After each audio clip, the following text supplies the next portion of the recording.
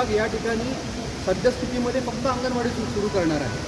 कारण ICDS विभागाकडे पाळणाघर सुरू करण्याचे SOP जे आहेत शासनाकडनं आलेले नसल्या कारणास्तव ते सद्यस्थितीमध्ये पाळणाघर सुरू करू शकत नाही.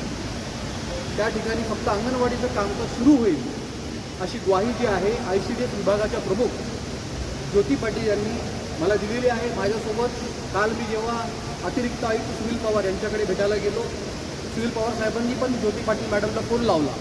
त्यांना विचारलं, मॅडम या ठिकाणी आपण अंगणवाडी सुरू करणार आहात तर पाळणाघर सुरू करणार आहात? तर त्यांनी सांगितलं की सर आमच्याकडे अजून SOP आलेला नाही, SOP आल्यानंतर पाळणाघर सुरू करता येईल. मला हेच कळत नाही की ज्या कामासाठी हे पाळणाघर बनवलेलं आहे त्याचा विनियोग त्याच्यासाठी करायचा नाही, तो सोडून दुसऱ्या कोणत्या गोष्टीसाठी द्यायचा आणि आपली जबाबदारी झटकायची किंवा एखाद्या शासनाच्या अधिकाऱ्याला खुश करण्यासाठी ही